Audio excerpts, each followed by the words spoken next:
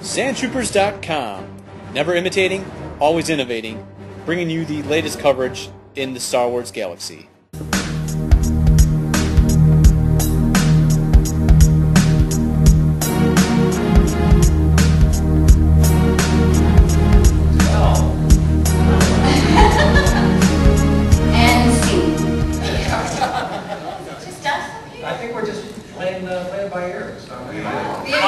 There's no moderator. We're voiceover guys. Stephen Stanton. I know, yeah, we're Steve when we need you. Does somebody have a microphone out there to ask questions? Yeah, go down the line.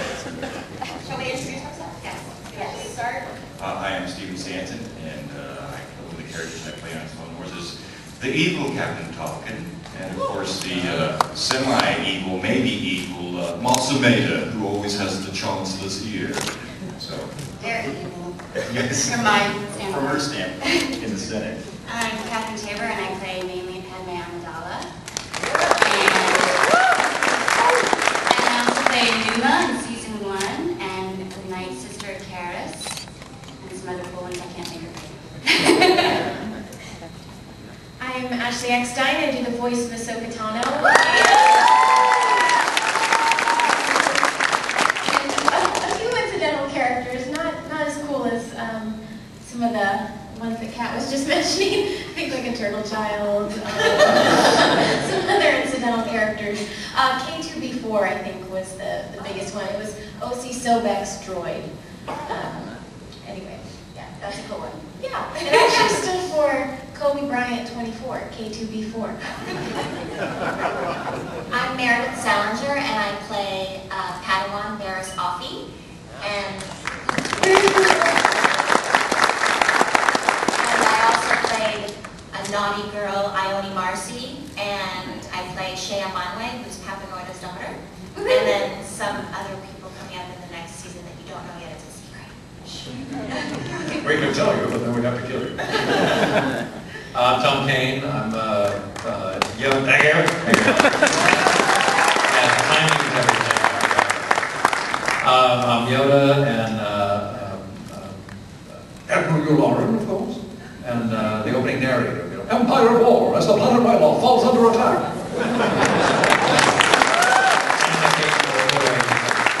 You say Tom is the only one who is in every single episode. Yeah, I hadn't thought about that until a couple of you pointed out. I'm like, that's true. That's the best gig of all. So anyway, well, we got a microphone set up here. If anybody want to ask some questions, that'll sort of help us figure out what you want to talk about. Because we're clueless. Without a script, we're not so good. I enjoyed the series very much. The question I had for you is that George Takei was talking about in the last one that when he did the voiceovers, they did them one at a time. Do you guys do yours as a group, or do you do yours as one at a time? Oh my. We're actually fortunate that we get to do it as a group. Tom, on the other hand, gets to join us every now and then. But from the very beginning, they stressed group records, and which I'm very grateful they did, because we have a lot of dialogue in our show, and I think the relationships are very important, and I don't think we could have established those tight bonds and those tight relationships if we weren't in the same room acting together. That's much more relationship oriented if you can look at the person and actually have a scene, like you're actually doing a real scene with someone. It's not just, you're not just hearing them through headphones. You can actually look at them and fight with them. Well, and that's actually a really good example, because when we had those scenes with Ahsoka and Varys, where they're, you know, literally facing death, and you know, they're deciding, hey, we're going to sacrifice ourselves to save the rest. That was a very emotional scene, and I think had we read it separately, I don't think it would have come across the same. No, I just don't physically live in LA anymore, so it's not possible for me to go there and record the thing. So, in my case though, it really hasn't presented any problems, because the characters I do don't interact that much with the other people in the scenes. I mean, Yoda basically tells people what to do, or he's, you know, dropping witticism or mysticism on somebody. But there's very little back and forth dialogue with Yoda.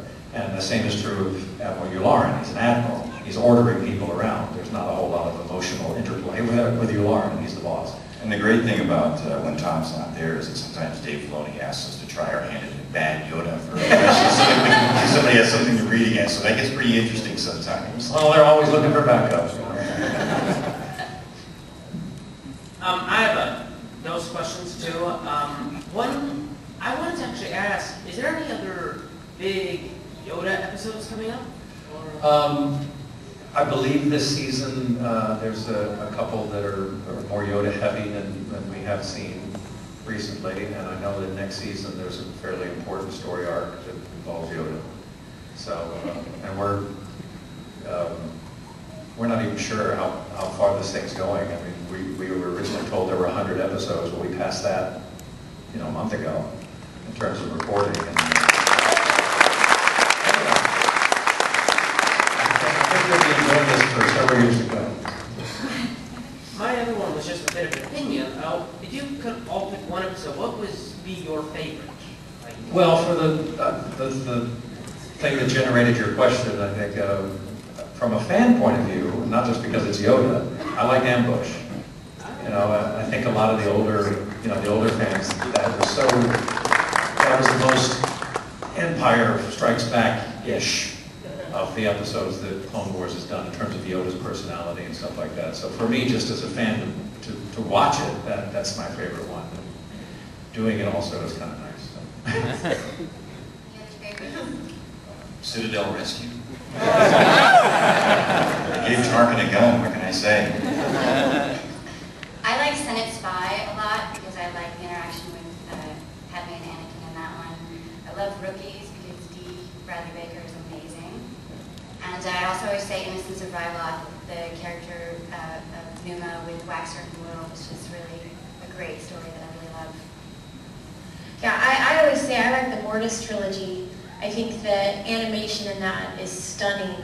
I thought the writing was great. Christian Taylor wrote that three-part story arc, and I thought it was great. And Sam Witwer and Matt Lanter in those episodes, I thought their performances were fantastic. So I thought that was an overall 3 episodes. Those were my favorite.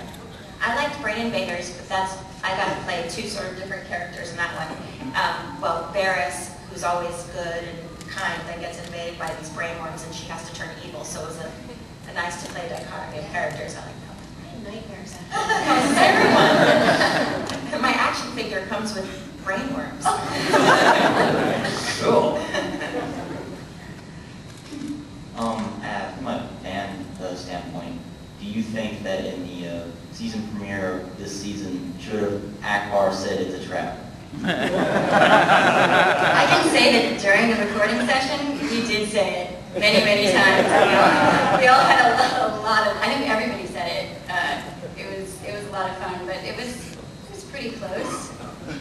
The thing that's kind of funny is, everybody who works on the show, probably for the first time in the Star Wars franchise history, was a fan before they worked on the show. And that's just, timing, that so many years have gone by. That there's a whole generation now of people that are artists and writers and actors that were fans first. I mean, Dave Filoni was 1 year before he was directing the Clone Wars, he was dressing up as Plo Koon and going to convention. Building his own helmet. So, it's just one of those things where it is a little different, I think. It's a labor of love for us in some ways more than, it might otherwise be. I don't know where I was going with that, but that just happened. What's interesting is the actor who plays Akbar, though, his name is Art, and I knew him before. He is probably a bigger Star Wars fan than me. So when he That's hard to do. It is hard to do. When he got that part, and I saw him at the session that first day, he was almost in tears. So it was really cool to see this person who was such a fan and such a fan of such a cool character, such an iconic character that so many people love, to get to bring him to life. He was truly, truly honored, and hopefully, maybe next year he'll be here and you guys can meet him too, because I know he would be really excited to be here. I came up to him at the premiere, and it was just weird because he was acting weird about me because I'm the older Akbar. In Star Tours, in Star just rode Tours, the new Star Tours ride. The games and stuff like that. It's a trap! But it was funny because he was like acting all weird, like hoping I would like his Akbar, and I came out of the thing going, like it, dude, you nailed it. I mean, it was flawless. So I was like, you know, went from being a little jealous that they didn't use me to going, okay, this is better. But yeah, it was a thrill, you know, because like the old fans like me to hear anytime there's a tidbit, you know, something original from the movies that they can work in, it's always a big thrill for everybody to hear and to work on because, you know, it evokes the original films. But the funny part is I've actually had a couple people say that their kids, because of just again timing, this is their Star Wars. And then when they've seen the movies, they think that some of the stuff in the movies came from Clone Wars. So they're like, oh, I heard Yoda say that in one of the Clone Wars episodes. Like, well, no, actually, they looked at that. I just had a couple of questions. My first question is George still very much in the process of the whole animation and the whole story? And as far as Ahsoka Tano and Anakin Skywalker are concerned, is their relationship going to continue to develop and even what so much? It seems like it's getting pretty deep. As far as the development of the characters are concerned. No, not romance or anything. I'm saying as far as Jedi, from Jedi Master to Padawan, you know, is it going to continue to develop, or The relationship between Ahsoka and Anakin? Absolutely. I mean, I think we've seen this from the beginning of the series until now, how much closer they've become. She's very much like, I would say, Anakin's little sister. I mean, I think we've all seen by now, I saw the crazy music videos that were developed in the beginning, you know, where people thought the relationship was more than just purely platonic. But I think we've all seen now just that the relationship they've developed is really just like brother-sister, really close.